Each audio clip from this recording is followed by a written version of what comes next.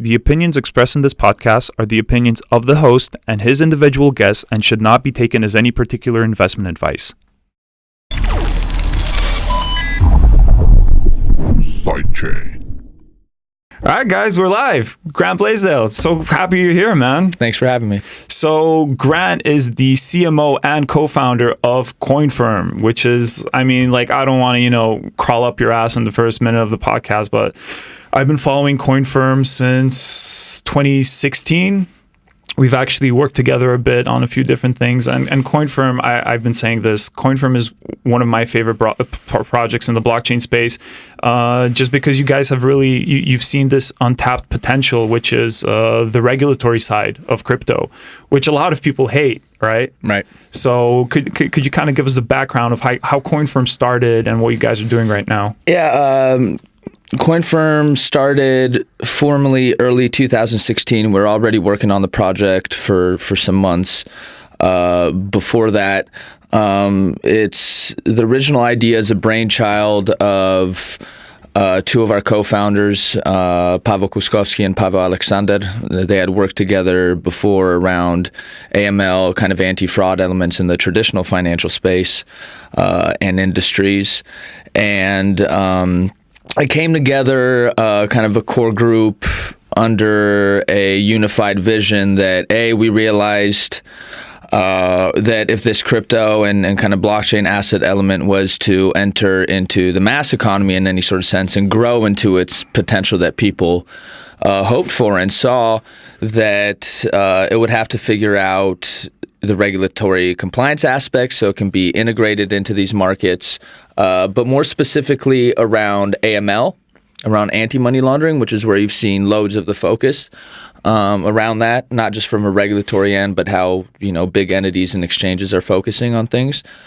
And also, if you realize how blockchain technology is in its foundation and its core, and you understand how to analyze it and apply certain, let's say, risk scenarios, et cetera, you can actually totally transform how AML's been done. So, one of the big reasons many people don't like regulatory aspects, things like that, and this is very valid, is because it creates such a large barrier to entry that only major incumbents can really handle it on any sort of major scale. Right, and that's why certain entities within the industry do like certain regulation, right? Our whole thing was AML in the traditional space is ineffective, inefficient, and broken. Generally, it's like 1% to 1% effectiveness. I don't need to list or name all the scandals, fines, etc. There was one recently, right? We'll get into that later. Yeah. That it's broken in the traditional space, and here comes this new kind of financial system with an underlying technology that, like I said, if you know how to apply certain things to it, we're around 90 times more effective than the traditional space. And that's one thing that people they mention a lot when they want to bash crypto is, it's basically a mecca for drug dealers and money laundering and all that. And that's one thing that people don't realize. It's like cash has been around, right? Like money laundering through banks has been around. Like, it's just because people are using crypto, it doesn't mean that it's a problem that's solely existent in crypto, right? And that's why I really like you guys, that you're stepping up. You're putting your money where your mouth is, and you're showing the inefficiencies of the old system, and you're applying it to the new system, right? Well, we can open loads of different cans around this, and this is one reason why, someone with my background found it fascinating in a way and co-founded a company like this. We can get into, people talk about privacy, people talk about transparency, people talk about fungibility. You can go into all these sort of terms and these sort of cans, once again, that you can open around this. And it does come back actually to the transparency thing. So the same people that, despise companies like us are either trying to apply certain technologies towards like Bitcoin or whatever may be to make it harder for companies like us, which there's a few of those. So shout outs to Samurai Wallet. They've been after us for years. It's a great project. Or you have you have kind of the people that they don't realize the value of what we're providing, and they preach the transparency thing, short the bankers, the banks are corrupt, they want transparency on everything but themselves. And they need to understand, for the most part, in its foundation with this technology is, companies like us are going to exist, and it's how these things are applied. Our thing has always been about being open and transparent ourselves. So we show, what our reports are like, generally the type of stuff that we do, and, we talk about it, and we come on things such as this to talk a little bit more in depth about what we do and why it has an overall importance. I mean, even the most staunch kind of, whatever term you want to give them, person who would be against things like that we do, he's not going to be against, for example, when we do something like proof of reserves, which is where, because we have most, let's say, addresses of most major exchanges mapped and identified, we're able to generally tell how much crypto they're actually holding, right? And how does that match to what they're saying on the market, right? Yeah. So, like I said, it can go lots of different angles. And I remember one of the first times that I had like my oh shit moment with you guys I think it was the Binance hack where so I've been talking to some people on your team. I know I'm pretty close with Jacek and we talk a lot, and I know he sent that to me, but I think it popped up on CoinDesk or Cointelegraph, and it was the visualizer of CoinDesk, exactly how the hacked funds, the stolen funds, how they were moved.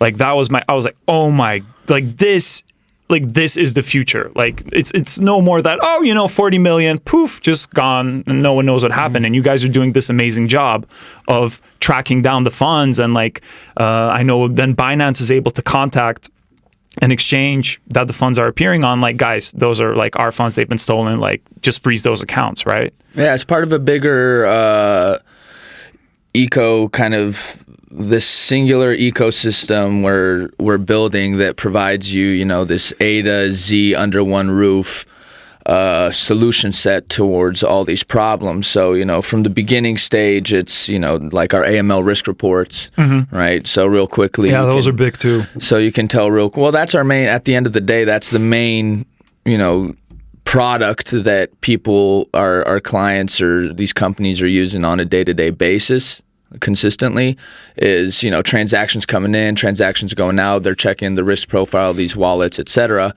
So you have that first kind of layer, right? The second layer is the one that you're talking about, right? And the cool thing is that, we have the AMLT network, so that allows the crypto universe itself to submit data. So let's say there is a hack that's happening or some sort of scam that's happening. The system that we're building is so that users input that, or the exchange itself inputs that data. Our data science and our analytics team is able to verify that data fast enough. We implement that into our AML platform, so then if a Binance or whoever else is using our platform, when those funds come in and they run the risk report for it, they see that it's directly tied with this hack or this scam, et cetera. And they could even, freeze them so the victims can have their reclaim process. And then they can use those tools that you're talking about, the visualizer, to go dig deep and see where all these things are connected. But let's say all that falls through, and somehow it gets through somewhere. That's why we did the Reclaim crypto thing that we launched, a few weeks ago, in partnership with some companies like Kroll and Duff and Phelps, to kind of provide this end-to-end reclaim solution. So, you got the first, let's say, filter layer, you got the kind of more deep dive investigatory layer, the whole crypto ecosystem is helping protect itself, provide data into this. And worst case, if all that goes through or it goes outside of the web, then we try to implement that reclaim kind of crypto solution. So when we first came out, people thought we were pretty nuts. We're the first. Really? Yeah. We're the first company that came out and was focused on AML. Yeah. Not just analytics in a very broad term. And but our vision's held true over the years. Was it just like the Bitcoin Maximas that were just like lay off our crypto? Well, it's funny.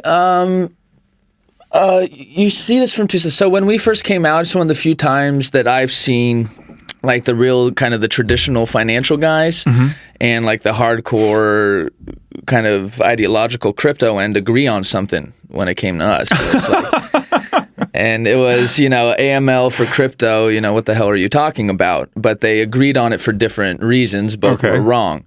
The crypto people were like, you know, crypto was created to not have AML. And the other side was, this was created to skirt AML. Right? They were both wrong. So we kind of put it there in the middle. So, you know, I shouted out like Samurai Wallet earlier. I did that because, you know, since 2016, they've been, you know, publicly, you know, throwing stuff at us. And it's because they're like super privacy based, you know, right? But it's cool. It's cool. And, you know, I go back at them and you know, and it's as long fun. as it's constructive, right? It's, like, or is it just like bullshit? No, it's not even that, you know, they're and I've told them this before. You can probably even find the tweets publicly. I'm like, listen, you know, you have a right to exist. I totally see the value in what you're doing, and I see no issue in that. And actually, the other day, one of the guys from Wasabi Wallet, I forgot his name. He's never mentioned us before, but he really like, we're here to kill you, or whatever. And you know, I just respond like, I love you, and stuff like and I actually tagged Samurai Wallet in it, and he came in. He was like, yeah, this is so 2016, you know, going after CoinFirm for stuff like this. So, but that's one thing that we mention a lot on the show. That's a cool part of the crypto space, by the way, though. You know, is that kind of dynamic exists. The back and forth. Yeah, well, it's just, you know, you don't see that so much. Just like, you know, I love hip hop for one reason, because it's the only competitive art form in a certain sense. Like, you know, you have that kind of dynamic that's interesting. Like, you're not going to see insert top 50 Fortune 50 CEO and top Fortune 50 CEO kind of going at it. True. That's a good point. I'm sorry to interrupt. No. This is the essence of this show is interruptions and just like a free-flowing discussion. But what I wanted to say is that a lot of times what we discuss on this show is mass adoption and like what's stopping mass adoption. And it's, you know, that's probably the only speculative aspect of this show, because I know we've mentioned speculation and price talk and all this bullshit that crypto has a problem with before we got in the studio. But we talk mass adoption. That's one thing when you were giving the lowdown on CoinFirm is if we want institutions and large players to enter the space, which most of us do. I know, you know, there's these ideological, you know, these zealots that they basically want to keep just Bitcoin, and they don't want any massive players, any institutions, none of that, and they just want to keep it, you know, like for the people, which I don't have a problem with. But I do think that the more banks, the more regulators, and more institutions get into crypto, the better. I just think that way, and I see that what you guys are doing with CoinFirm, it's kind of showing these massive players that, you know, we got your back. There's nothing to fear, and you're working with them in a way that makes crypto a bit less scary. Yeah, we one in my words, kind of, you know, one thing we try to show regulators, like, listen, we get your concerns, but here's a solution that not just fulfills whatever requirements or concerns you may have standardized, but exceeds whatever capabilities you have in the traditional space. So like, we can do this better than you're doing it. So yeah, there's that communication behind it. I'm not a silver bullet utopian guy when it comes to this tech, although, you know, like we discussed earlier, I didn't get into this technology through, you know, compliance or AML analytics. I like building kind of industry or market solutions, and I feel blockchain's a foundational technology, back-end system. It's not supposed to be this user-friendly facing fun thing. You know, and we get into, you know, what are the roadblocks to mass adoption? We'll provide solutions people want to use. That's a good point. I mean, that's the only thing. And the real mass adoption I'll see is, treat Bitcoin as digital gold, as this asset to hold, let's say, and reserve. But what you're generally going to see, and I hope to see in sort of what's going to work with mass adoption, will be you're going to have hundreds of millions of people using crypto without knowing. Exactly. And they don't need That's to know. That's a good point, yeah. So it's about the underlying system and what works there. Whatever speculative market exists or doesn't exist tied to those functions, outside of it is its own thing. You know, like we have a utility token tied to the network to reward users for true utility token. Yeah, well, to provide, users a reward for valid data that they provide, right? Yeah. So yeah, a true utility token, and and it's not, this whole death of the token thing. It's just the applications that use them functionally are going to use them functionally.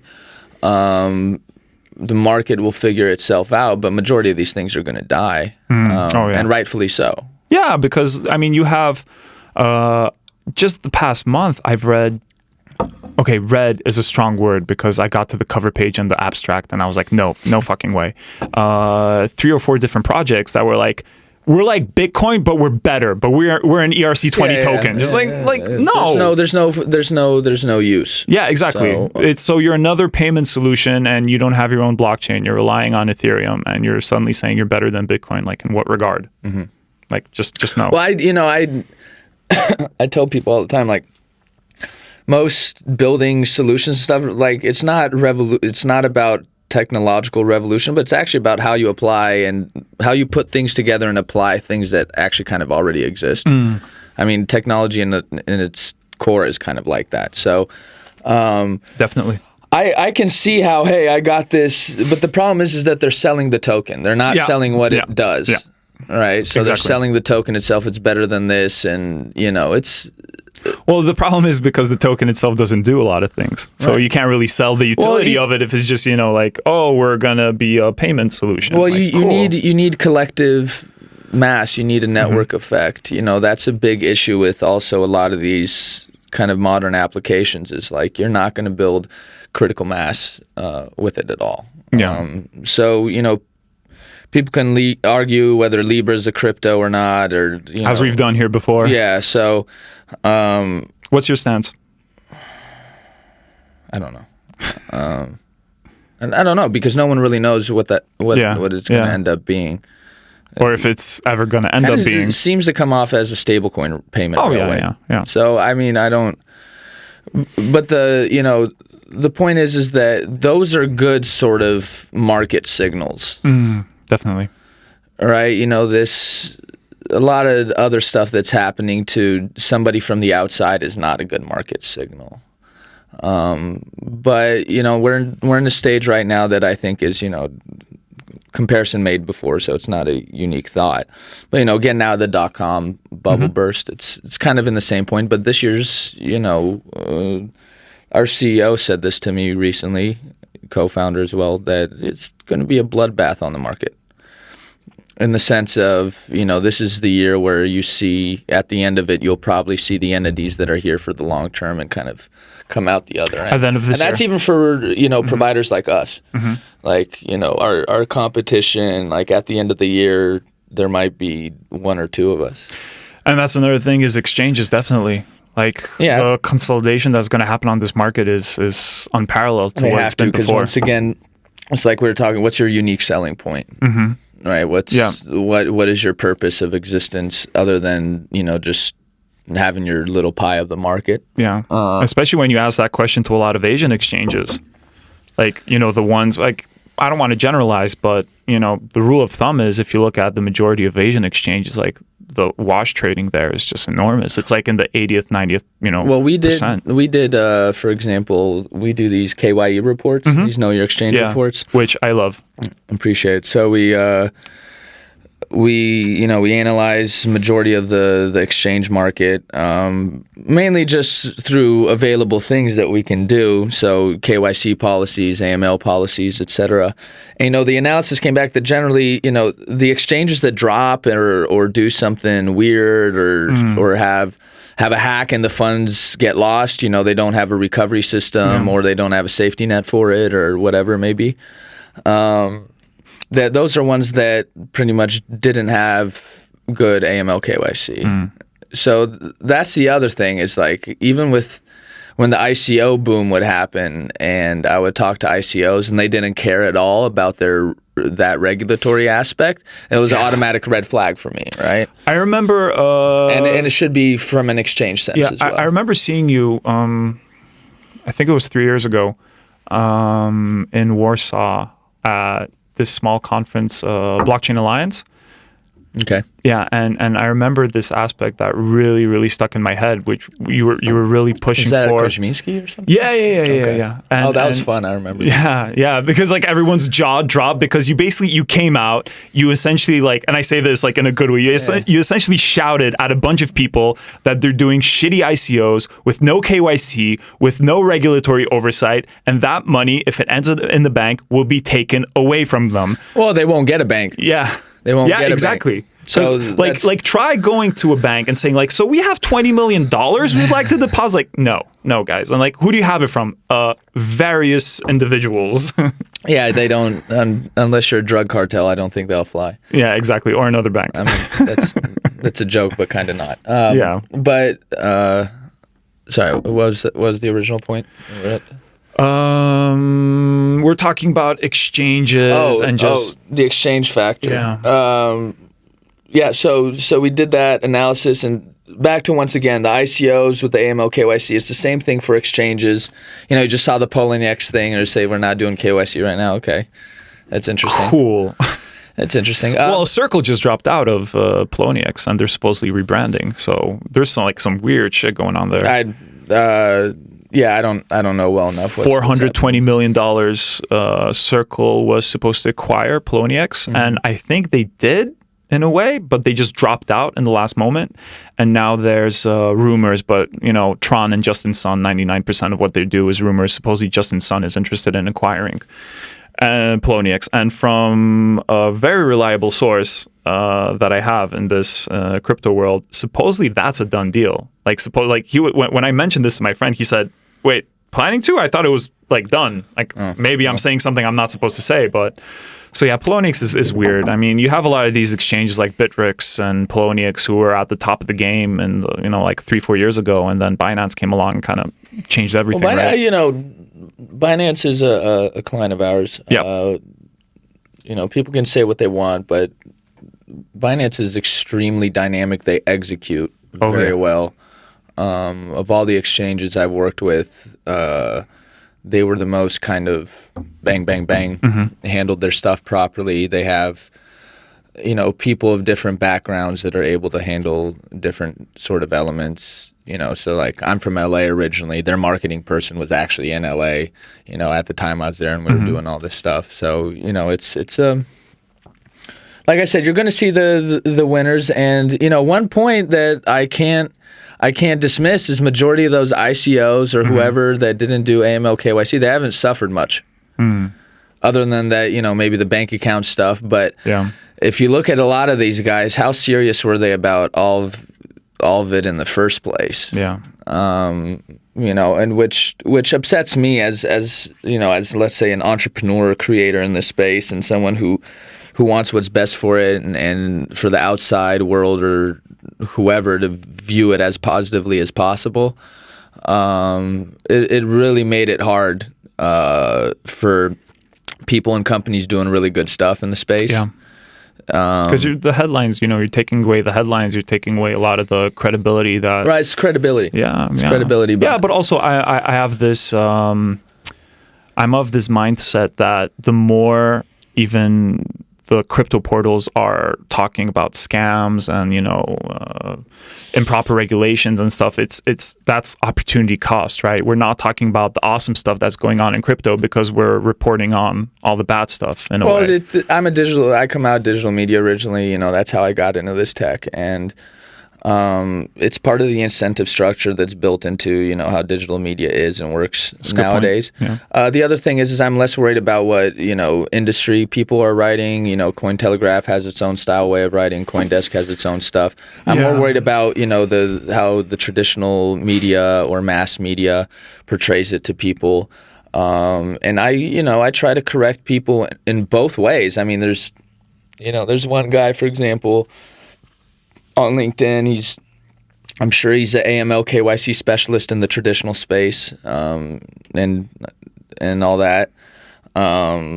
But it says AML KYC and blockchain specialist, and then he's like, for years I've been saying cryptocurrency should be banned, and this is why. And he brings up some child porn ring that was used in Bitcoin. I'm like, well, the only reason, that they ever shut the largest online child porn ring is because they were using crypto, and because companies like us were able to take it down. So does he have a Slavic last name? Yeah, he does. Okay, I think we commented on the same post. But he did it twice, right? Yeah. So he did it again after I already kind of exposed the flaw in that thinking. And it's not, that's not something against him personally or anything like that. It's just you have to kind of mold the narrative. And I don't think the crypto market has been very good at doing that. It's just like, you don't go, dear bank, we're gonna kill you, and you walk in their doors and are like, hey, we're here to kill you, let's work together. Like you have to. And I'm not, you know me well enough, I think, by now to where I'm not personally, I'm not someone who will like change themselves much for a circumstance or you're not going to conform to like some kind of differing environment. I'm not saying do that. That's not what I'm saying to like anybody who's in the space, who's building products or anything like that right now. That's not what I'm saying. It's not a conforming thing, but you need to, just like a good salesman in a way, you need to mold your narrative to fit what your end result, what you want it to be. And sometimes you got to do it with your own ilk, in a way. So that's what we see a lot in crypto. I wish crypto would spend, like crypto Twitter and stuff would spend as much energy or time molding the narrative outwardly as opposed to kind of this internal molding and bickering that happens. Oh yeah. That's one of the biggest problems in crypto is what you're saying right now. And apart from that, of course, price talks. Like if it's simply price talks, I have a huge problem with tribalism in crypto. The Bitcoin Cash, the Bitcoin, like all major cryptocurrencies are at fault here. Well, my thing is most of these people call themselves like free market types, and it's like if you're a free market type of guy, then just let it run. Like let the product speak for itself. Exactly. If Wright's whatever project isn't good, it won't win out. If Bitcoin Cash isn't great, it won't win out. And there's very few entities in the space that have that serious, maybe not. I was going to say there's very few entities in the space that have that serious capability to really like force or manipulate the market to not just like, hey, we're going to change the speculative price or something, but really like from an adoption or usage sense, kind of force that, which is once again comes back to that like collective mass. Like, Facebook doing that wouldn't be so scary for regulators, et cetera, if it didn't have 1.7 billion people that can be attached to it like that, right? So, it's it'd actually be good. I'd like it if in the near future we would, stop selling the idea of blockchain itself and sell the idea of the solution that it underpins. Right, so that's how I got in the industry. Let's say in blockchain tech was digital media solutions. I'm not selling blockchain. I'm selling a solution. Right? Yeah, you're selling the use case. You're not selling the technology. Right. You're selling, like you're putting your money where your mouth is essentially. Because a lot of these people that are talking shit on the space. I mean, even from within the space, right? There's a very easy solution. Like build something. If you see an issue, expand on it, build on it, like maybe you can utilize this in some way. But can you dive into the digital aspect that you mentioned? The digital media one? Yeah, the digital media aspect. Because I feel like there's a good story there. Well, I'm a creative artisty type guy originally. Been doing music for most of my life. My first startups and projects were in the digital media space, mainly focused on digital media distribution and monetization models. So my first one, for example, when I was 19 was iPhone wasn't out yet. It didn't come out for another year. Palm was what we had a program on. but thematic video channels with integrated branded advertising that wasn't streaming technically. It's something we called pushcasting, where it was like they like pre-downloaded on your phone, which allowed for really great quality and kind of you were able to explore into further kind of depths into it. But being early, timing's a very important thing around that stuff. Either way, that's kind of got my brain going about, how these systems work and from one end as a creator and from the other end as the business enterprise end of it. And then I was lucky enough to get recruited to do some pre-development for a joint venture between NBC Universal and Fox that eventually became Hulu. Wow. It didn't have a name then, but that gave Project me, X. Studio U is what it was called, then, which I actually kind of like the name. But that added this whole other layer of understanding, and then you get your aha moments and stuff like that. And eventually, I got that aha moment, around the blockchain aspect, in the sense of, for example, in music, a really simple example, whether it's labels or studios, whatever it may be, they might have a digital rights management system, but the moment that the content actually enters the marketplace or it's commercialized, so the Spotifys, the YouTubes, it's cut off, right? Yeah. So it kind of eliminates the purpose of it.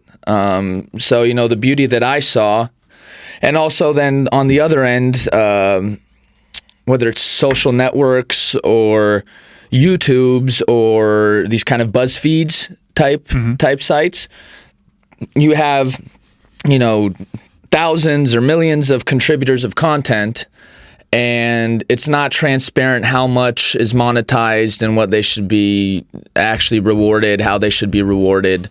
And it's all controlled by these kind of centralized third parties. Yeah.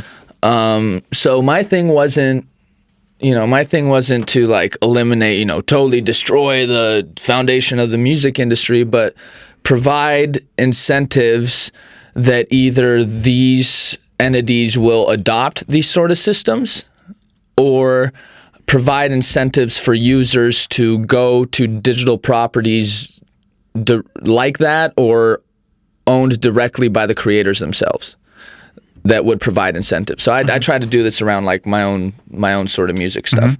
But either way, that's it's kind of how I got started. I did this test kind of JV with a big media company out here in Central Europe around it to take a legacy title and build it around that sort of system. Once again, a little early for that. Around the same time, I actually met the guys from CoinFirm, and that's kind of how CoinFirm got into it. But it's a funny thing is that the system applies now better than it did when I started it. Digital media, especially as you know, is generally a little behind from the tech and being actually open and creative and to such things. So I'm interested to see how I can apply that to certain things. So. But yeah, that's how I got into blockchain. That's kind of the digital media end that I'm applying to it, and I'm doing it as an artist myself. Like I'm using myself as a guinea pig around it. So if whether it's someone like, let's use someone like Kanye, if Kanye's not going to take his stuff off Spotify, but if he tells his fans that if you engage with my new album here, you get this in return, which you can then use for this. Yeah. Then he can kind of dictate those terms a little bit better and put it under his own roof. I mean, I do it in various different ways. Like I'll even at a concert, past two concerts. For example, I opened up for Puya and Ramirez recently, and I give Bitcoin to fans. I make them do certain things during the show, and after the show, I'll find them, they'll come up to me, and I'll send them a little bit of Bitcoin. It's just Bitcoin or some AMLT as well? No. Just Bitcoin. All right. But the thing is why I like that and why the whole system, I want that system to be implemented, is about redefining once again the direct connection between the creator and its user. Yeah. So like right now, I have their bank account number. Yeah, exactly. You can look at it that way. Yeah. Right. Yeah. So I have a direct connection of the transfer of value with the user. That's what interests me about this tech and applying crypto. Is economic kind of industry solutions. As we talk, I don't care too much for the speculative-y, hype-y sort of stuff. Because I mean, most people that have been in this space for years, that's one of the aspects that they either shun or just don't care about. Is the speculative, pricey kind of bullshit that's been going on in this space. I remember Jason King, who was the first episode on the show. He said that he just doesn't really care about it. It's like Bitcoin's up, Bitcoin's down. Okay, cool. I still have the same amount of Bitcoin. It's like the meme in Doge, one Doge equals one Doge, always and forever, and that's all that matters. It doesn't like $5 this way, $10 that way. Well, listen, it's important because it's the only It's how people get into this space. Well, that's one. The other one is it's the only way that you can judge any sort of. It's the only objective judge of value, but although it's complete crap for the most part, especially in the altcoin and token space, so it's needed, but it's like a necessary evil. Yeah, let's leave it at that. That's kind of what it is. So, but those swings and stuff do have effects on the industry and effects on businesses like ours, for example. Oh, definitely. Yeah, definitely. I mean, especially, exchanges, because you can tell, CoinDeal, just because I know this exchange better from the inside out than any other. It's, it started in the height of the bear market and any success that we've had, I always say it's despite when we started, because it's just so difficult to get people excited about crypto when most of the news coming out in terms of prices, Bitcoin keeps falling and, 100 million, 200 million, 200 billion being wiped off from the market cap and stuff like that. So it's very difficult, but I do agree that it's necessary. As mentioned, I'm not a big fan of it, but, I can tell that it's necessary just because people that aren't in crypto reach out to me. Ask about price. Exactly. When it's either super low or super high. And when it's super high, it's usually like, hey, is this a good moment to get in? Yeah, but then when it's super low, it's like, oh, so you've made some terrible life decisions, Well, maybe, investing is a relatively elite thing. In general. Investing. Bitcoin and crypto is great because it actually has extremely low barriers of entry to investment. That's a good point, yeah. But outside of that, which is truly a really tiny segment of society that actually does that. Yeah. Maybe we should give up on the whole the average person being into it. Like I said, this isn't a tech. It's not a user-facing tech. Yeah. I say that kind of the internet changed the user interface of our life and how we access data and information. And blockchain to me is supposed to be the underlying system that provides the trust and the transparency of that data. Yeah. And backends and these things aren't sexy. No, not by. So once again, back to my thing. Either we build actual solutions that people need, and they don't need to know it's blockchain or anything like that. If it makes people such as myself or people who've been in the industry feel good and say yes, blockchain is legitimized, it's a success, then great. But it's just like the average person is using cloud computing, but other than the fact that he's thrown something in the iCloud, he doesn't. Yeah. Or opening something in Google Docs and not really caring because it's like, oh, it's in my browser. It's this document I have in my browser. Like, he doesn't really care what's going on, behind the screen. Right. Always got. Maybe it'll be as simple as these are your assets. That's it. Yeah. Yeah. Like, you don't expressed in any value that you like. Here's my thing about human nature and this decentralization, disintermediation, all these sort of things is like those custodians are already appearing.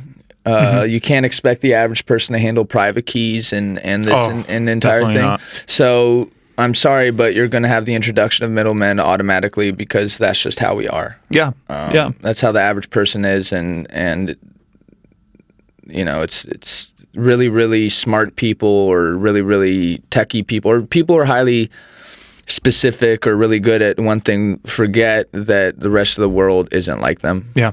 Yeah. And one thing is, you've mentioned this, the .com bubble. And, you know, we can debate, and we're not going to, but we could, whether 2017 was that .com bubble moment for crypto. A lot of times when we draw parallels between crypto and the internet, we use the .com and we use, currently crypto is in 1993. No, currently crypto went through the .com bubble and it's 99, and you're trying to extrapolate what happened in the 90s and apply it, what's going on into crypto. But what I keep repeating is, and this has nothing to do with price, this is, as you mentioned, this is the usability and how user-friendly actually blockchain and crypto is. What I keep saying is that I think in that regard, we're like in 89. We're like, in order to send an email, you need like a C compiler and you need a bit of code. Those are two different things, actually, to me. It's like where the kind of the hype investment market is around it, and where the usability or adoption market is. Got to separate those two. So I think those are kind of two different things. But I'm interested in. I'm interested in the companies that are going to come out of this space. The companies, see, for example, like supply chain is a really, really big thing, right? Yep. And this, you got major enterprises. A lot of buzz around that too. Right. But when are we going to see it? And people involved in those projects say, "Oh, you're already see it. We did this and this." And like I can say the same thing with CoinFirm. We have another solution that's a part of our platform. It's called TrueDatum. So it's data provenance sort of solution. So we integrated that in the largest bank in Central Europe, PKO BP here in Poland. And they distributed, millions of documents digitally through, after registering it through the system, right? But that's here and there. Yeah. It's not some sort of standard. But at the same time, I was getting on a plane the other day, and the printer was from like 1980 something, and so things take time, and it's the same thing with the token stuff. Like I handled all communication pretty much around the token and the network and stuff like that, and I'll have people come in and start ranting and yelling at me and stuff like that, and I kind of don't understand their expectation, which is the problem the speculative thing did back then is the whole when Lambo when Moon thing, which as if anybody has any sort of acumen at all towards tech or anything like that, it's like it's not a overnight sort of world. Yeah. It takes years. We're 4 years in almost at this point. How did you distribute the token? Was there an ICO? Was there any raise? Token sale. Yeah. Okay. Sale. Where'd you do it through? Like what jurisdiction? It's Gibraltar. Nice. So that's one of the few good ones left, I think. Yeah, Gibraltar's cool. Like small place, so everybody knows each other. They've been at it for a while. It's not kind of like this. It's not like the Malta situation, which is tough. The Malta situation. Yeah, is it tough. is, and it's that those jurisdictions have their similarities and stuff. But we've had great relationships with entities in Gibraltar. They've provided, from what I've seen, kind of the easiest fully regulated path. Bank account potential. So banks there have used our AML risk reports to onboard token sales or crypto companies, et cetera. So that one's out of Gibraltar. We've already rewarded almost 2 million tokens to our users for data they've provided. We do this every month. We've done it for over a year now. So it's one of those, token sale projects that, created the product, delivered on everything said it would do. It works. It's tied to a solution that's 0.1% of Yeah, but the question is, why are these people attacking me? Is okay, but how does the market recognize that? Mm-hmm.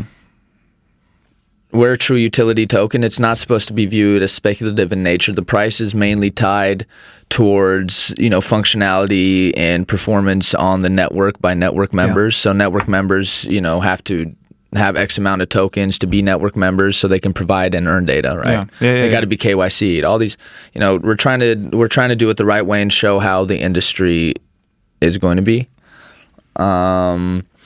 But how the market recognizes, reflects, and rewards entities that create that value is a whole entirely different thing. You know? And I think that what you mentioned about with users attacking you, essentially, it's a lot of times they read the white paper and they don't even read the white paper. Oh Stop. yeah, I like to let's give them a bit of credit. Let's say some read the white paper, but it's you outline a lot of these things that you're a utility token. This is where the value is derived from. I mean, a lot of these things they should know, and then they take everything at face value and they're like, okay, but when Moon. Right? Like they accept everything that you mentioned, but they kind of disregard it because, in their head, it's still speculative, right? Well, first off, unless one of these token projects have gone through the proper regulatory thing for it to be viewed for it to be treated and viewed as a security, they shouldn't be communicating anything based off price, expectation, quote unquote, investment. Anytime an entity, someone comes on, let's say the channel, and says something in that manner, I correct them. I say, listen, you can look at every single material that you, if you took part in the token sale that you signed off on and agreed to, you can take a look at every single communication I put out during the token sale on this channel or overall that you're not an investor. Yeah. Like you're not an investor. So it's and the benefit, like I said earlier, that crypto allows, it kind of democratizes investment, has its negatives, which is that, why the accredited investor thing exists is because the idea itself has some legitimacy to it, in the sense of these people just don't get what they're doing or participating in, whether they've benefited off of that or not. Right. So most of the guys who made loads and loads of money off like Bitcoin were early, like they don't know what that, and you'll see them like they can even be quote unquote influencers, but it's like, There's a lot of those. But they're just a guy who bought a bunch of Bitcoin early. Yeah. Right? Maybe, who knows, maybe even forgot about it until it started, mooning. Like, you don't know. And then there's other people that, have been able to really be able to build some sort of brand for themselves or value or financial capabilities for themselves off, I don't know what, but building, living off kind of the hype and the mechanisms that exist through social media and different things like that to build that up. I'm much better company promoter and B2B promoter than I am, a self promoter. So but that's partially because I kind of view some of that as disingenuous or reprehensible in some manner. But that stuff will clear out eventually too. You're already seeing loads of these influencers are leaving. They're like, Bitcoin's down. Fuck this. I'm out, guys. Yeah. So. Yeah, we don't need them. They can fuck off. Yeah. What's your take on, obviously, because there was a lot of, talk in the past 3 years that, okay, ICO is largely unregulated. The ICO hype kind of died down. Then people started talking about STOs, that STOs, this is the way. And it's going to finally be ICOs in a regulated manner and something that even, as you mentioned, accredited investors can get behind, and a lot of legitimate projects are going to see this as a way to get funding. What's your take on STOs? Most of those STO companies are dying right now. Yep. I was never on the bandwagon, to be honest. Well, I never saw it as a replacement of the ICO. I mean, in a lot of ways, if like an ICO was done really, really properly, like used us, etc., like technically there's not that much of a difference of what's happening. True. It's more of the legal framework and what that token represents and what rights you have. Exactly. So the actual functioning of the token. Yeah, I don't. I believe in the STO thing. I actually do. You see some interesting things happening. So I was in LA the other month. I got to go to SpaceX because I do some stuff in space. Actually, I wanted some blockchain applications and stuff. But either way, I got to ask Elon Musk and the head of NASA some questions around data provenance. And then the next day I have a call with an entity. I'm not going to name them. They're in the crypto space. And they're doing, how should I call this? It's like an STO to a derivative of SpaceX's shares. Interesting. All right, because you can't just generally invest in the SpaceX. So it's an interesting concept. They're doing this without the participation of SpaceX. So I believe in the concept. I believe that will functionally be in place. How many of these companies are there going to be? Who's going to be running it? Like how, FCA has its process right now that some companies have gone through. I know some entities in the U.S. that have, they've been around for almost as long as our company has trying to do this. So do I believe in it long term? Yeah. Do I know when it's going to really pop off? No. I've seen loads of people say, that they're happening, like that STOs are happening. Yeah. And they say, hey, any projects? Because I'm part of this STO platform and da-da-da-da-da. Yeah. Like, I just get flooded every day on Telegram. On Telegram with there's stuff. a lot of those. I had a really, I'm excited if STOs become like a thing, like a real thing, right? I'm very excited for the possibility because we're in this really strange in between right now, like after the ICO boom, and there's still people that want to conduct an ICO, but they want to conduct it the way that you were able to in 2017, which is not the best way, right? And I've actually had a really, really stupid exchange with someone. I'm not going to say who found me through Telegram, and I just started talking to the person. And my issue with this in between, and if you want to do an ICO, do it, but there's regulatory frameworks that you can utilize to do a proper.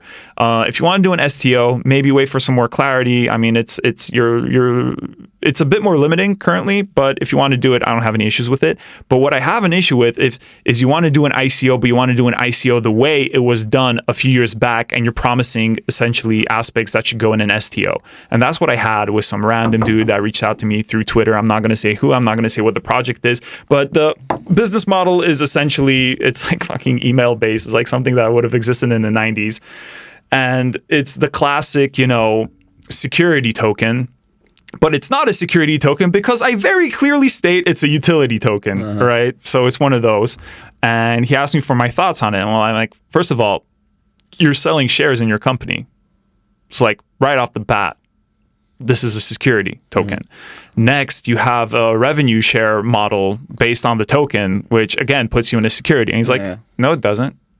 I'm like, wait, like what universe, like what guidelines are we using in this universe? Because like I'm having a very difficult time finding myself in this conversation. And he's like, no, because it's not a security because the platform uses the tokens.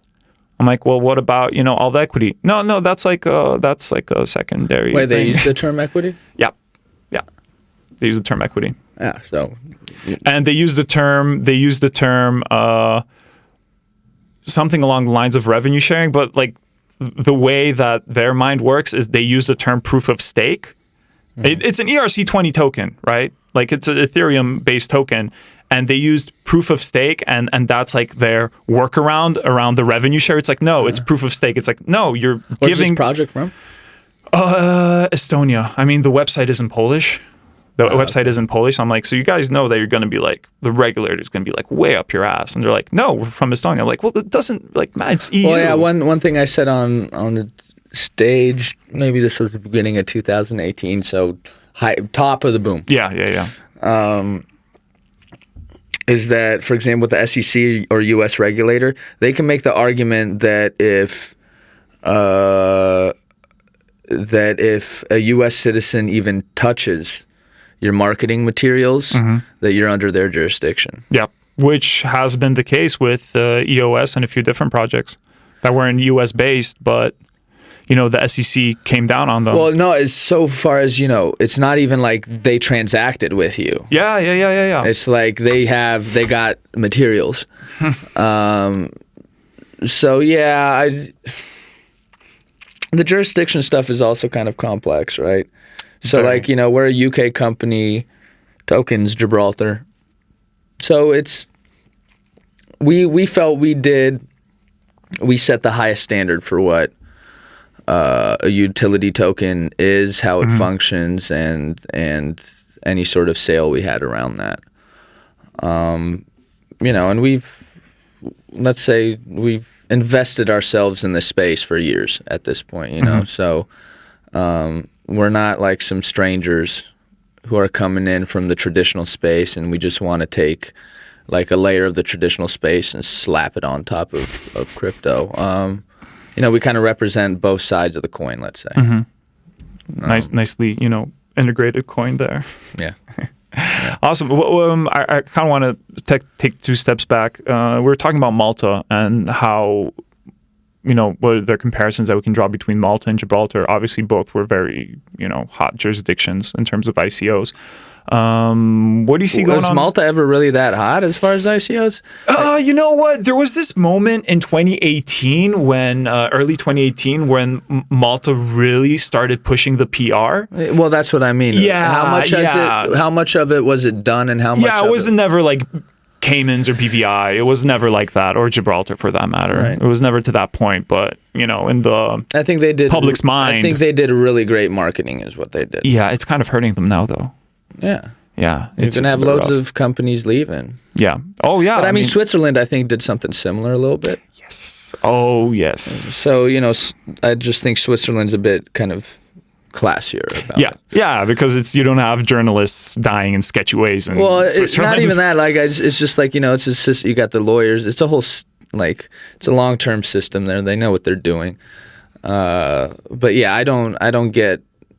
I worked with people who specialized in kind of taking words and PR and in a sense and twisting it and making it. I just think like Malta did a really great PR job to begin with. Yeah. And attracting that attention. I went to one of those Malta summits and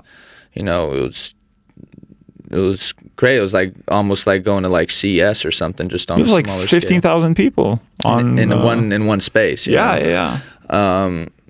But I haven't seen the real blow up, the real kind of whatever term you want to use. I just haven't seen that happen. So it hasn't really translated to a lot of projects utilizing Malta as a great jurisdiction. I personally don't have as much experience in Malta as I do in Gibraltar when it comes to dealing with projects successfully. So when people ask me, what jurisdiction do you recommend, I'll usually say Gibraltar. Yeah, because it's you have it tested out, and that you're not, it's like, okay, that's one thing about Malta. It's I appreciate the work that they've done, but my question is it enough? Because it's sometimes difficult if people ask me like, oh, what's a great jurisdiction? It's sometimes, like I can't really say 100% like, oh, you should definitely do it through Malta, because it's, I know Bitcana, they had a pretty successful ICO in 2019, which is crazy in itself, and they've done it through Malta, and they raised up, I think, $18 million. That's the cannabis one? Yep. I'm trying to get them on this show. Was Really it cool people. like supply chain for it, or what? It's supply chain, but it's also like e-commerce and stuff, and they have like 300 partners that use the token, so it's like a platform that, That's my thing with like digital rights management systems, is like with the blockchain thing is like, a lot of people come out with just that, and to me the value is connecting that to the marketplace. So that's totally valid. I mean, other than music, which is just my kind of passion, the industries I'm interested in is blockchain, quote unquote, space, and cannabis. Yeah, Well, no, I mean, you know what Miko Matsumura said about this? No. You know Miko, right? Yeah. Miko's a pretty cool guy. And then I remember he said something along the lines of that everything that millennials are really excited about, it's usually like crypto gaming and cannabis.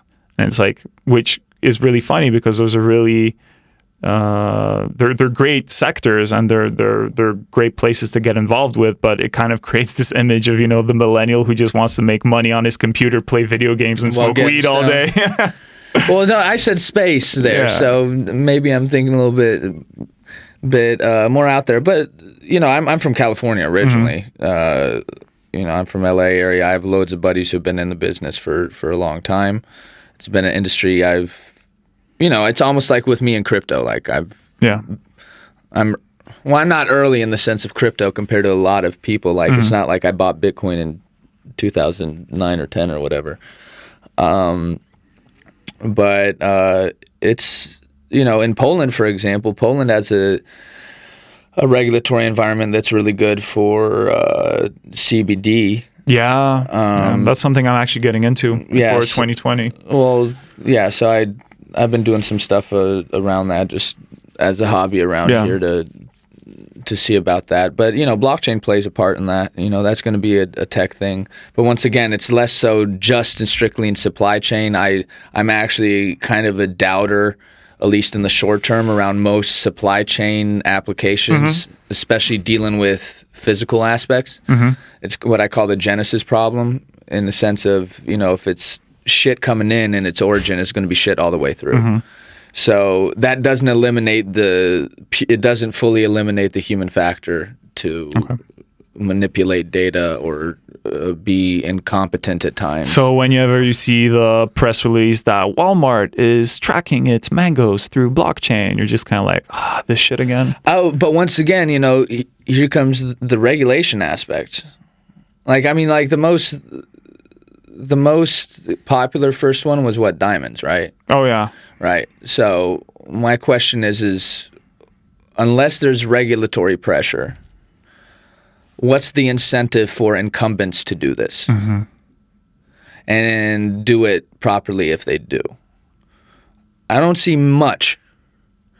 So that's the same thing towards the music industry. Why isn't having these blockchain-y streaming sites? Because they don't have collective mass. They're not providing an incentive to either the incumbents or the users. So do you see this application for maybe creating... I think it's legit. I just think it's hard because I think the transferring the physical world onto blockchain and keeping that legitimacy and everything is very hard. Yeah, but do you see a potential in a project like what Steemit was trying with to do? With digital media? Yeah. I know some of the guys there, and they're really passionate about what they're doing. I've seen the criticisms to their project. I think sometimes people are unfair towards them. They're changing a lot of things right now, from what I understand. So they're building out this kind of like ecosystem of tools and solutions you can kind of easily use. So it's not so crypto. Yeah, which was a big issue with me around it to begin with, was that I felt like I was coding. Yeah, Steemit had a huge issue with their internal currency as well, because I remember like at that point I was already in crypto for a while, right? And I remember starting to use Steemit, and you have like 3 different wallets, and then you have like your Steam dollars that get converted into like something else, and then this many for this, and it's just like for a person that was in crypto, like I was just not able to handle it. But that's the thing with a lot of these applications for me. It's like, I'm in this space and I don't get it, and I just don't want to do it. Yeah, like it's way overcomplicated. So, you know, that's the thing, is that we need to bridge that ground, and that means that users are going to, once again, have to accept a lower level of, you know, independence in their security, or whatever terms you wanna go to it, because those are the key characteristics of crypto and blockchain, are those sort of elements. So, you know, it's the same thing. Just like, for example, there used to be a social media network that existed for a while, and I think Steam might have had some of the same issues, at least from my noticed just looking through content. It was called TSU, TSU. A really cool concept in the sense of Facebook monetizes you. They monetize your content, all that stuff, right? And they don't reward you for any of it. It's back to my digital media system, right? So what Sue did was like, we're giving 90% of the revenues to our users for the content they generated, which is a great idea. Amazing. Yeah. But the problem is that it's very easy to manipulate and create pyramids out of it, right?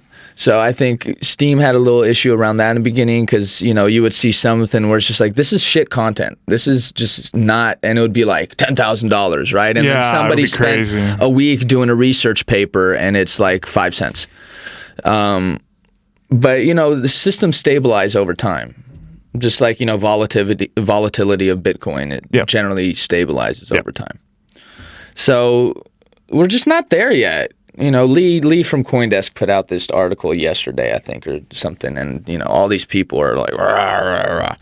But she's right. As you know, I remember when she just got into the crypto space, you know, and she has an outside perspective that's valid and is not like within the soup. You know, all these people are in the soup. Yeah. It's like, you know, certain people in ideological bubbles, and she just said it's not ready for the big show. And for the most part, that is true. And by the big show, I think what people mean is big consumer mass use applications. That's do you see it coming out down the line, like maybe in the next few years, or is it going to be? I don't know. Like I said, I tell people I like B2B marketing a lot more than I like B2C, and I believe in this tech in the short term from B2B enterprise end totally. Okay. But I'm just not there with the mass consumer sort of applications yet. I'm just a bit pissed off because like I see this huge potential in like creating a platform like in layman's terms like the YouTube on blockchain or Facebook on blockchain, and like I think if somebody really got down and got a shit ton of funding and did like Steam it 2.0, like I think that would be absolutely incredible. But it's back to the point that you mentioned is people using it, the fact that it's on blockchain without even knowing it. And that's it. That's the hard part. You need to be able to communicate if there's benefits that the user gets, then you need to communicate it, but you don't take them down a technological rabbit hole. Yeah, like write down your private key and all that. You said something else. YouTube, Facebook on blockchain. What was that platform that PewDiePie put his stuff on? Is he still publishing on it? I think he's taking a break for 2020 from streaming. So I don't know if he's not doing anything or maybe he's focused on that.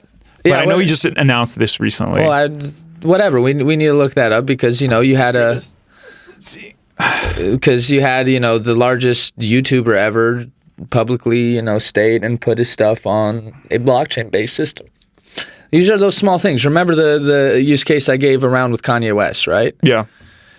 Like, it starts with one person, but, you know, you put it out collectively. I mean, listen, Tidal put itself in the middle of the industry off what?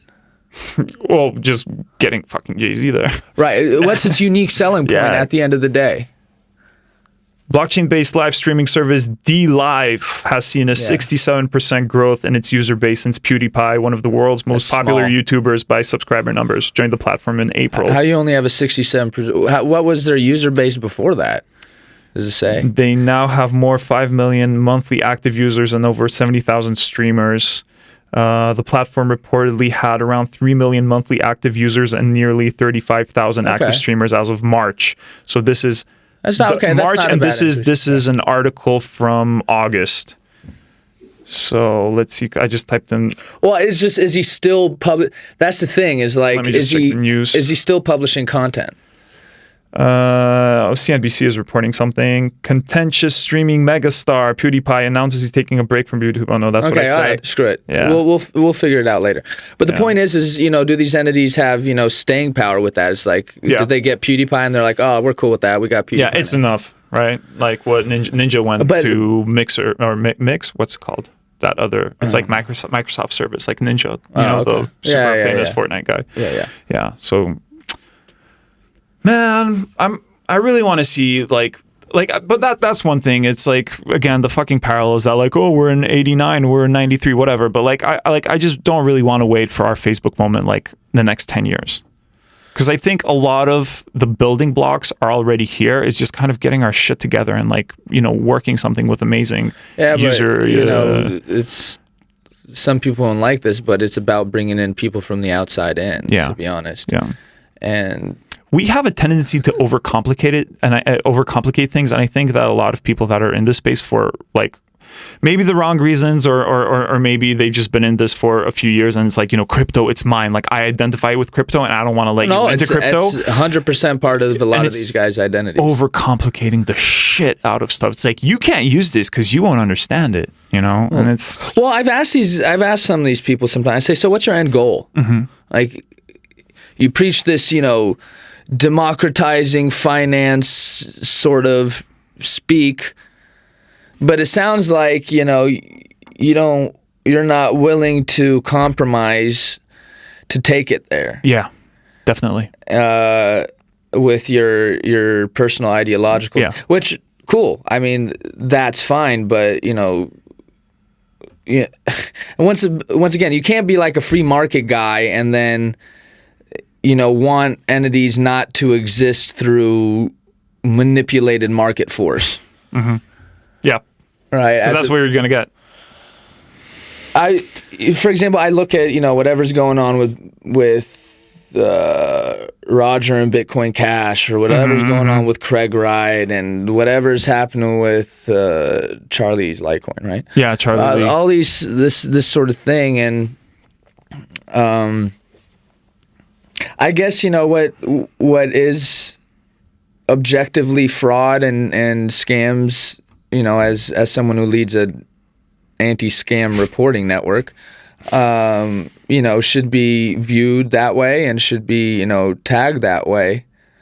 Are you guys doing anything with the Plus token scam now? Like, are you tracking those funds? Yeah, we have that marked. We're actually going to release some data, but we're maybe going to save it for some other stuff. Mm-hmm. But yeah, no, we're tracing that. But it's become very easy to just... I've never seen an industry that just like knifes, like really just goes down into every single thing and tries to find flaws in every single thing that is outside of like that is outside of anything that's really like objectively tangible. It's all kind of well, this is the fake one, this is the real one, and this is this one, and this is this one, and it's like, okay, so like I'm like, I believe in Bitcoin and its foundations, its fundamentals. I'll always argue that, but it doesn't, at least not yet, it doesn't functionally serve anything beyond kind of the store of value. Yeah, definitely. Agree, so 100%. Are we leaving room for anything else? Mm-hmm. And, do Bitcoin maximalists dislike Roger Ver more or like Ethereum people more? Oh my God. Well, I think they would jump off like a bridge before they answer that question. Well, the question, but it's a legit question. I mean, this guy took, whatever people say, he did some promotion around Bitcoin, made it, a lot of people, pay attention to it. He has this other thing that's very similar to this thing. Yeah.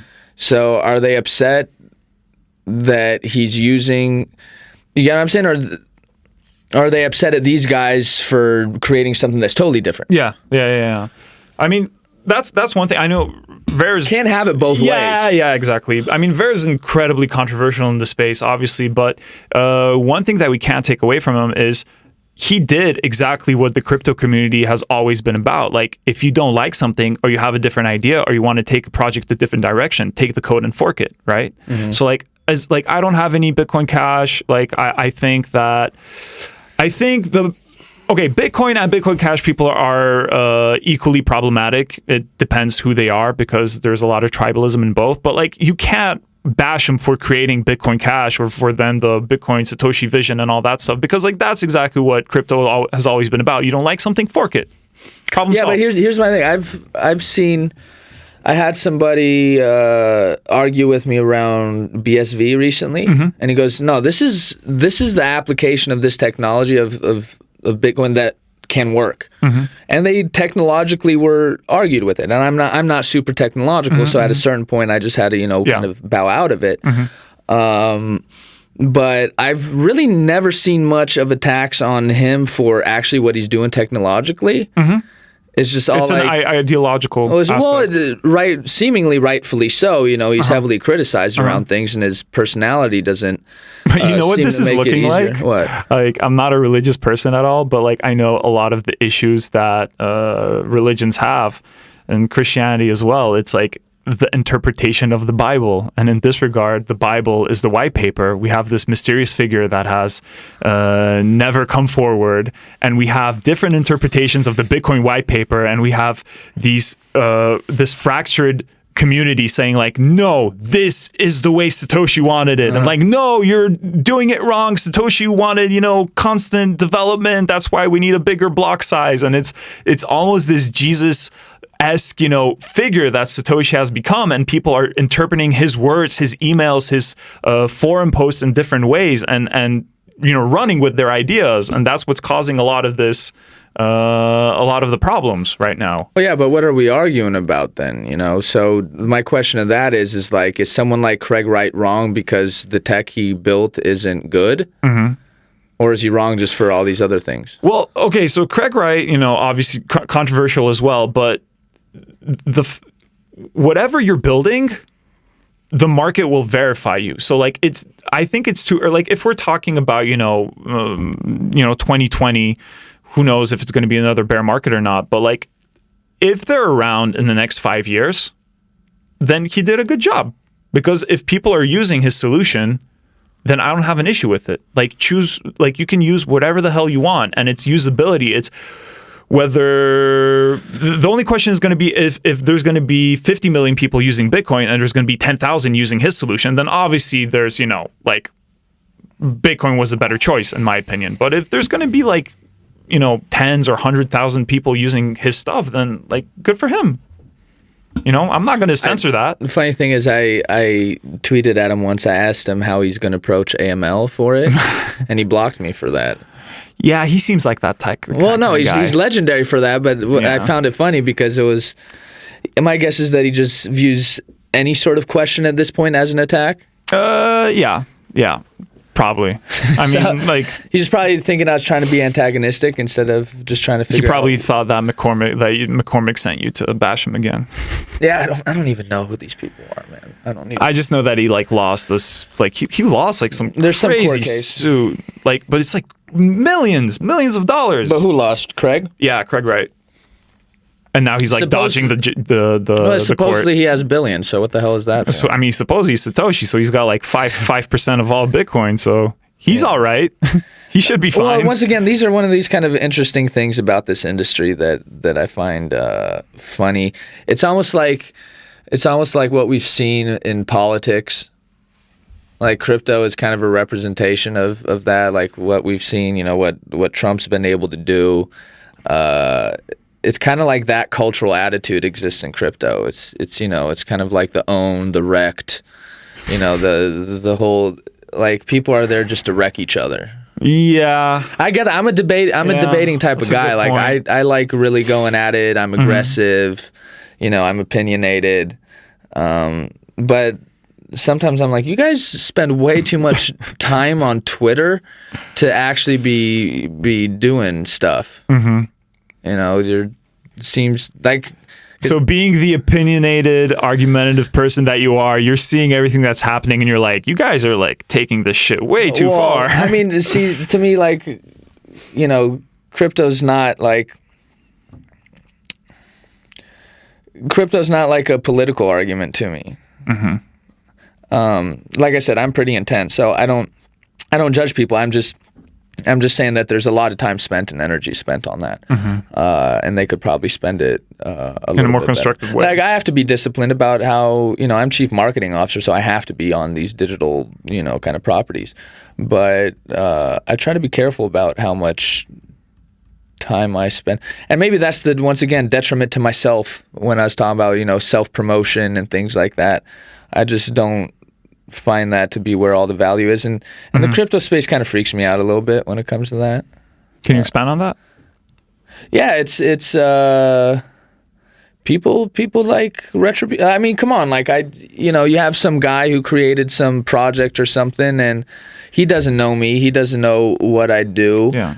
And he's putting up tweets. First off, he's going to kill my company. Second off, I'm creating a database, identifying people as individuals within these companies. Call these quote unquote fuckers.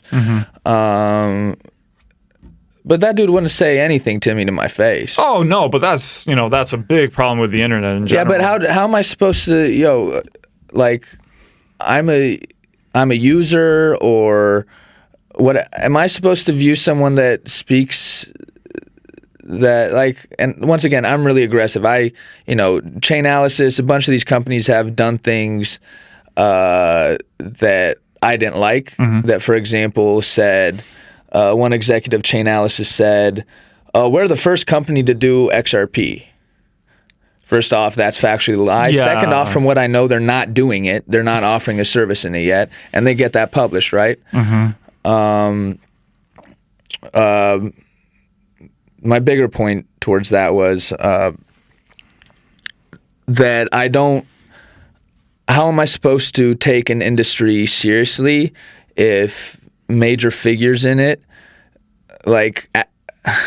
kind of approach things in that sort of manner, in a public sense, in a threatening sort of sense? Is there anyone in the space that you like what he's doing in terms of prominent figures in crypto and blockchain that are they're carrying themselves pretty well and they're doing a good job? I mean, listen, like, I don't, I only know about people. I can only comment about really people I've worked with. Okay. And this once again goes away from what they're doing, ideologically or whatever it is. I mentioned, Binance, working with them was a swift and good thing. They seem to be one of the few entities that are exchange-ish, that have vision and are really dynamic. I really liked what I saw around Ripple and XRP, the type of people they have in place, how they kind of move and work. These are both kind of big and complicated structures. Yeah. I like entities, for example, what we've done with CoinDeal recently. So CoinDeal is the first exchange that put, our AMLT widget out publicly so that their users can submit things. Yeah. So it really depends. I try not to get into too much, these individuals and These stuff cults like of personalities that. almost. Yeah, and like there's once again, that's something that we'll see who ends up like being that person who's going to be the Musk and the Bezos and the Zuckerberg of all this stuff. Well, and the Bezos look like CZ isn't one of the front runners there. Yeah, but once again, I mean, Musk is different in this sense, but crypto, these individuals in crypto seem to leverage social media and kind of these cultural things publicly more than traditional business does. Right. So Musk is kind of like that. Like he'll do some funny kind of quasi trolly type of things. Yeah, pretty loose filter on that guy. Right. So you have that dynamic, but I don't know. Crypto is going to professionalize. Period. Yeah, we're already seeing it. Yeah. Slowly but surely. But as long as that speculative aspect is there, and as long as there's that debate of what is best and this is like, Ethereum serves an entirely different function than Bitcoin does, right? Like, as long as they're serving different functions and there is an actual function and purpose for it there, then I don't see an issue with it. But, if Ethereum has a scalability debate, then Bitcoin's going to yell about their scalability, but they're going to yell at them about this debate. And to be honest, it's like, do your own thing. It's just like I told some of these kind of mixer type wallets, etc. that I've gone as. I'm like, dude, what if what you're doing is so great, then just continue doing it. We'll continue doing our own, and you can quit. You can quit threatening me. Yeah. So we'll see. The space is maturing. I've matured as an individual since I've been in it. So we'll see what happens. I know that companies. Here's a funny thing. I recently had a pretty large Silicon Valley VC say, and this is how far ideology goes and things, say that they don't see the need for companies like CoinFirm this is the first time I've ever heard that. Okay. And then I understood it's because they fundamentally believe in this ideological kind of distributed, decentralized thing. Okay, but one doesn't exclude the other necessarily. But that's the thing. In their mind, it does. And these are smart people. Yeah, but they're fundamentally wrong, just like they were fundamentally wrong in the beginning when I said this is the only time I've seen traditional crypto people and traditional financial people and like hardcore crypto libertarian types agree on something. Right? So my bigger point to that is that there's maturing that's happening, and there's going to be some growing pains there. Well, listen, the Libra thing highlighted another difference, is that Silicon Valley is same as the WeWork thing is highlighting, right? Which is Silicon Valley has its and you get this when you talk to VCs and things like that. It's like they have their own way of approaching things that have made them wildly successful in a lot of ways. Which is like they're only interested in dominance.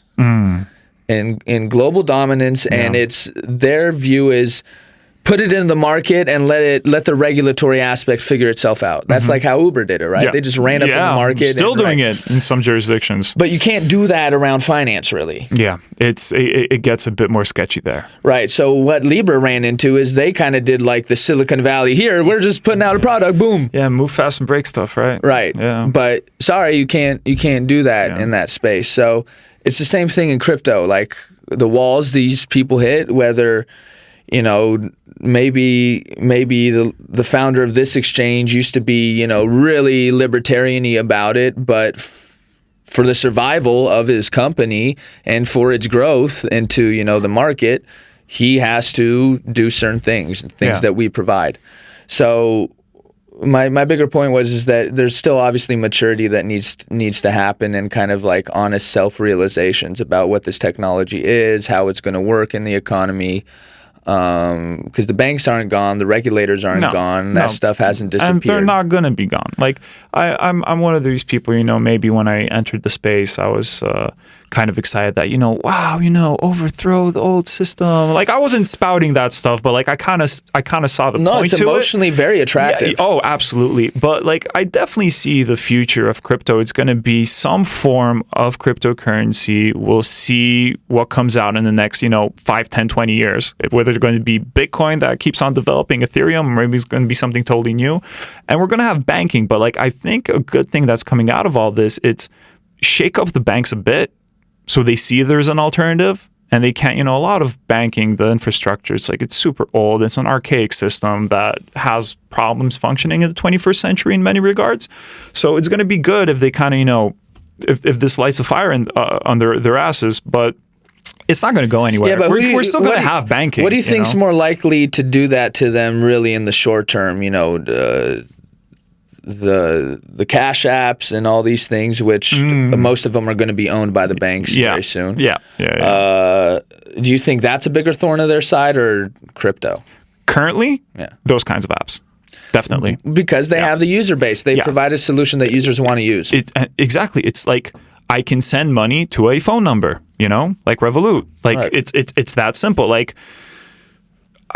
doing transactions and a lot. Like that's why I think what Brian Armstrong and Coinbase, they just got a patent approved for sending Bitcoin via email, And like I saw someone someone on, of course, the cesspool that is LinkedIn, someone said like, oh, so we're just, relying on 30-year-old technology. It's like, first of all, I can explain, like my mom understands email. My dad understands email. If we attach crypto to emails and use that infrastructure, like the adoption is going to be unparalleled. Like what's the problem with, people understanding crypto better? Well, to me, some of these people who just want to destroy everything and stuff like that, they kind of sound like it's kind of radical new age Marxists in a way, in the sense of they want to demolish it all, but they don't have anything to, they might have one idea to replace one aspect of it, Yeah. but you got to understand if you eliminate that, you got to put something in its place. Yeah. You brought up You can't just have a vacuum suddenly. well, you brought up like religion, right? Yeah. Like, I think one reason why we see certain behavior patterns, especially from younger people, is that, if you take religion or that really quickly out of the average person's kind of culture around them, Yeah. their society, belief system. their day-to-day Yeah. thing, something has to replace that. Yeah. So I'm in music, and I look at how people treat that, and these people are filling those spaces with different sort of things.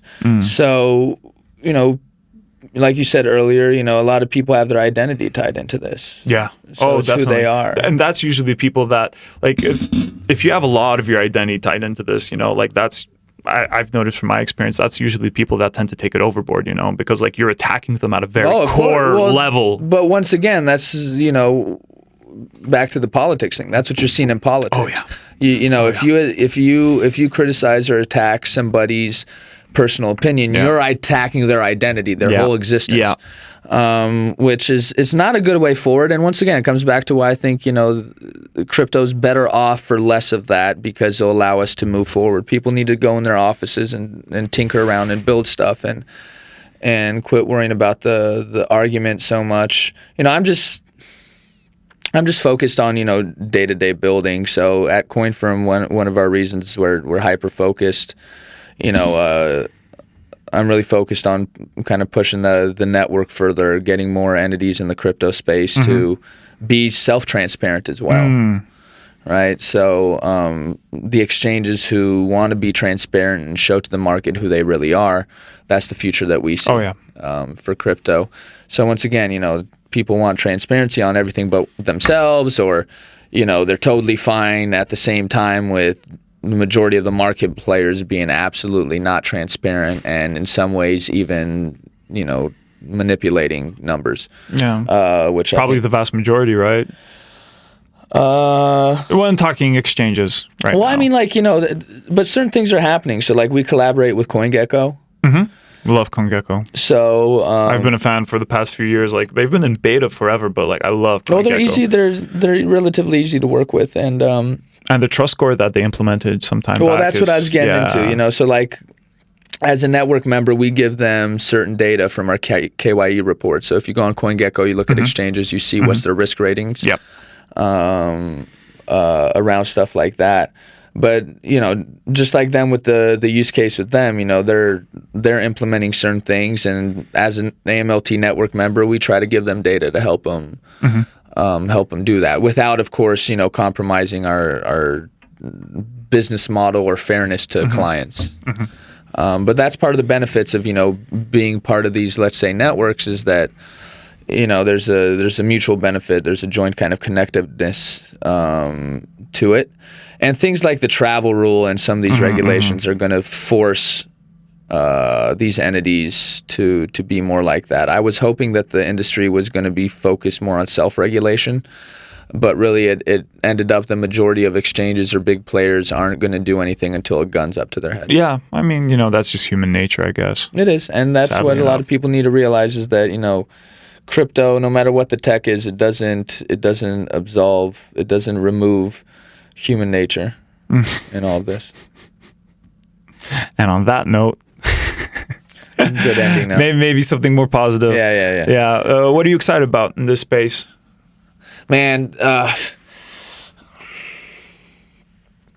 mean, like I said, I'm interested in a few industries, but I'm hyper focused on what we're doing around CoinFirm. So I'm really excited to see some of the success come out of Reclaim Crypto. So anybody listening, if we launched this thing called ReclaimCrypto.com in partnership with some big entities in the traditional space, where we're going to, whether it's major hacks or major scams, we're going to try to go and reclaim that crypto for you.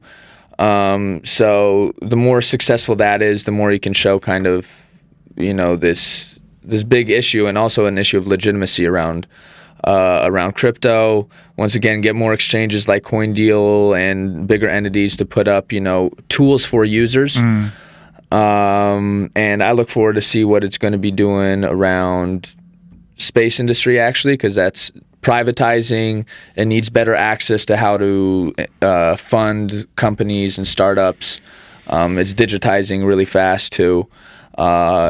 The cannabis stuff is interesting to me. I'm interested in a lot of different stuff, but I try to stay hyper-focused on what, my goals are overall. Just give a quick plug so people can learn more at coinfirm.com. Yeah, coinfirm.com. We'll have a new site, though, next month. So, oh, nice. Which is our really big focus on this scalable SaaS model. So, once again, making AML compliance something that's accessible to all companies, and not just big companies, but small enterprises and markets that don't have the funds to really run big AML systems. Coinfirm.com, AMLT.coinfirm.com. That's for the token network. Yeah. How can people reach you as well? Maybe. Yeah, on Telegram or Twitter, and anything on social media is at GB Savant, GBSAVANT. And that's also the music, right? Yeah, that's the music stuff that I'll be putting out, people. And then there's reclaimcrypto.com. So those are our three major things. Awesome. Grant, thanks for having me. Man, dude, it was an absolute pleasure. Thanks for coming Appreciate by. You're coming back. I know. Anytime. I'm booking you right away, man. Anytime. All right. Awesome. I'll have some updates for you. Awesome. Thanks so much, man. Thanks, bud.